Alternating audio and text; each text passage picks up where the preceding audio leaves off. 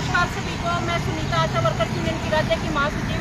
लगभग 73 दिन से आशा जो है आंदोलन पे थी, हड़ताल कर रही थी और हड़ताल के 73वें दिन आज सरकार से वार्ता हुई है। 5वीं बार सरकार से वार्ता हुई है और आशा वर्कर्स को जो है 7 महीने हो गए आंदोलन करते हुए। हम हर महीने आंदोलन कर रहे थे और पिछली 8 अगस्त से हमें हड़ताल पे जाना पड़ा क्योंकि सरकार हमारी बात नहीं सुन रही थी, हमसे बात नहीं करना चाहती थी। सरकार एक गतिरोध बनाए हुए थी, उसको तोड़ना नहीं चाहती थी। आशाओं के आंदोलन की अनदेखी कर रही थी, उनके काम की अनदेखी कर रही थी। फाइनली सरकार ने जो है आशाओं के आंदोलन के दबाव में, हड़ताल के दबाव में और जो काम आशा वर्कर्स करती है उस काम के जो महत्वपूर्ण काम है जिससे जनता प्रभावित हो रही थी, उन सेवाओं के बिना जो है और सरकार ने जो है आज वार्ता में कुछ सहमति सरकार के साथ बनी है और वो आशा वर्कर्स को फिक्स मानदेय 4000 दिया जाता है, उसको सरकार ने बढ़ा करके 6100 रुपये करने की जो है सहमति जताई है। एक तरीके से 2100 रुपये आशा वर्कर्स के फिक्स मानदेय में बढ़ाए जाएंगे।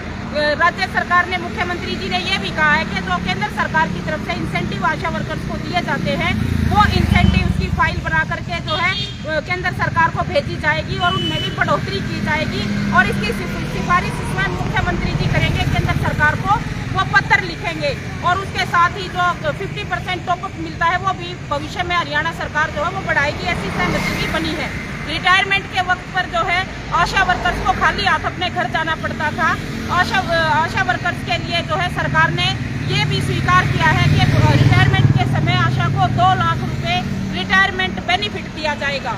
इलाज की सुविधा के लिए चिरायु योजना, आयुष्मान योजना में जो सीमा थी आय की, उस सीमा को हटा दिया गया है और तमाम 21,000 आशा वर्कर्स के जो है आयुष्मान भारत योजना और चिरायु योजना में जो है शामिल किए जाने पर भी सरकार ने सहमति जताई है। पिछले 5 साल से जो है हमारे कुछ एरियर जो है कुछ रुका हुआ था, उस एरियर को भी जो है देने की सरकार ने सहमति की है। वो भी त्योहारों से पहले ही वो लगभग 3000 रुपये एरियर बढ़ता है, वो भी आशा वर्कर्स को दिया जाएगा। एक तरीके से हम ये कह सकते हैं कि ये मांग जो है हमारी पूरी तो नहीं हुई है, अभी भी ये अधूरी है। हम जो मांग रहे थे हम उसके करीब तक भी नहीं पहुंचे हैं, लेकिन जो है सरकार ने जो लाइन खींच रखी थी, जो हमारी बात नहीं सुनना चाहती थी, हम आशाओं को एक पैसा नहीं देना चाहती थी, आखिरकार आंदोलन के दबाव में, आशाओं की जायज मांगों के दबाव में सरकार ने जो है कुछ घोषणा की है, कुछ घोषणा सरकार ने करने का निर्णय लिया है और कुछ सहमति मांगों पर जताई है। हम इससे ये तो नहीं कह सकते कि हम पूरी तरीके से संतुष्ट हैं। संघर्ष हमारा जारी रहेगा, लेकिन अभी के लिए जो है ये जो कुछ भी सहमति बनी है, इस सहमति को जो है हमें स्वीकार कर रहे हैं। अब बाकी की जो बातचीत है, हमारी साथी सुरेखा है, CITU की राज्य की अध्यक्ष है, आशा वर्कर्स यूनियन की राज्य की अध्यक्ष है, बाकी जो बात है वो साथी सुरेखा कहेंगी। नमस्कार साथियों, जैसा कि हम सब जानते हैं 73 दिन से हम हरियाणा की 20,000 आशा वर्कर्स संघर्ष कर रही थी और हमारे संघर्ष को हरियाणा की जनता, न केवल हरियाणा की जनता बल्कि पूरे देश की जनता बहुत ही उम्मीद की नज़र से देख रही थी और सरकार के साथ हमारे एक तरह से हम ये कह सकते हैं गतिरोध बना हुआ था, बातचीत नहीं हो रही थी।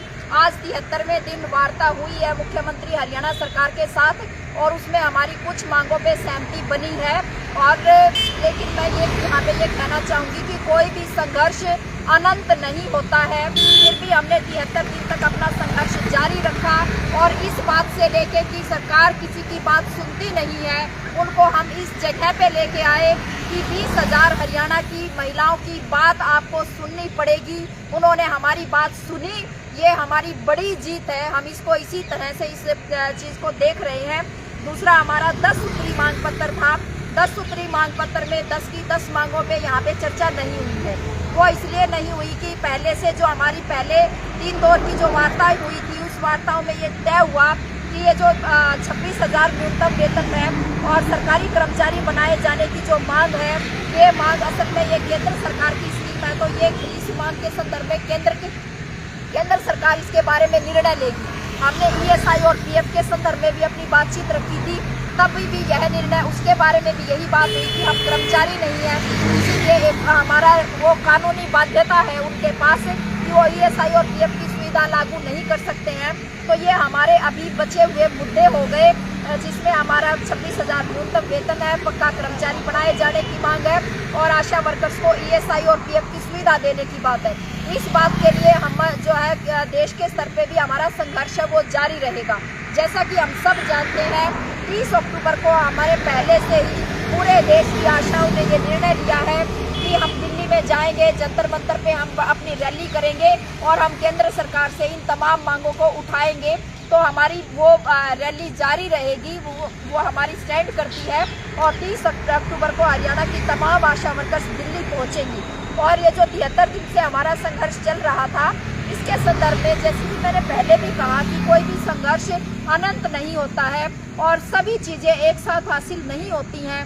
हर चीज़ की कुछ सीढ़ियाँ होते हैं, कुछ कदम होते हैं। पहले भी संघर्ष करके हम कुछ कदम आगे बढ़े थे, हमने अब फिर संघर्ष किया, हम कुछ कदम आगे बढ़े हैं।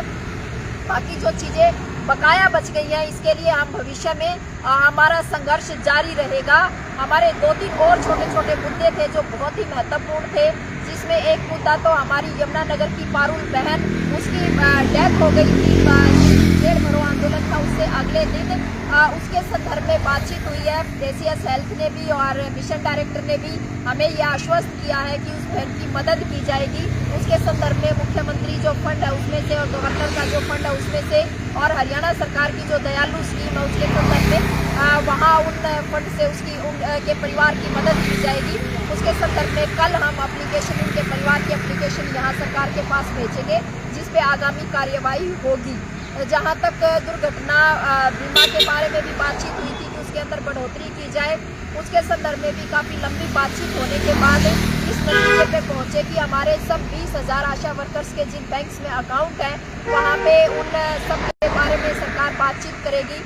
हमारा जो स्वास्थ्य विभाग है इस संबंध में बैंकों से नेगोशिएशन करेगा और नेगोशिएशन करके हमारे सबके खाते एक बैंक में लाके हमसे जो भी हमें बीमा, वहाँ से जो भी राहत दिलाई जा सकती है उस संदर्भ में भी बातचीत होगी।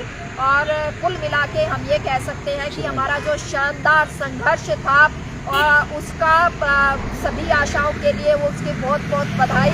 मैं केवल 20,000 आशा वर्कर्स को बल्कि हरियाणा की और देश की तमाम जनता ने हमारे संघर्ष का जिस तरह से समर्थन किया उसके लिए उन सबका बहुत बहुत धन्यवाद। संयुक्त किसान मोर्चा, महिलाओं के संगठन, नौजवानों के संगठन, छात्रों के संगठन और हमारी CITU की और बाकी ट्रेड यूनियनें, जितनी भी ट्रेड यूनियनों ने हमारा समर्थन किया, हम उन सबका आभार व्यक्त करना चाहते हैं, हम उन सबका धन्यवाद करना चाहते हैं कि हमारी इस बात को वहाँ तक पहुँचाने में उन्होंने एक अहम भूमिका निभाई है। हमारे जनता के तमाम चुने हुए प्रतिनिधि, जिसमें सरपंच, पंच, हमारे ब्लॉक समिति के मेंबर, हमारे जिला परिषद, जिन्होंने हमारा शानदार सहयोग किया, गांव के स्तर पे भी हमारे आंदोलनों में भी हम उनका भी यहाँ से आभार व्यक्त करना चाहते हैं अपने आंदोलन में समर्थन देने के लिए। और मैं 20,000 आशा वर्कर से ये भी अपील करूँगी कि हमने संघर्ष 73 दिन संघर्ष लड़ा है और उस लड़ने के बाद हमने एक उपलब्धि हासिल की है। हम कल से सभी वर्कर अपने अपने काम पे लौट जाएंगे। उससे पहले हम ये तय करेंगे हरियाणा की तमाम आशा वर्कर अपने धरना स्थलों पे, जिले की पूरी आशा वर्कर्स कल अपने अपने धरना स्थलों पे पहुँचे। इस संदर्भ में जो भी विस्तार से बातचीत आपको कल वहाँ पे बताई जाएगी और कल के बाद फिर हम अपने काम पे लौटेंगे। धन्यवाद साथियों।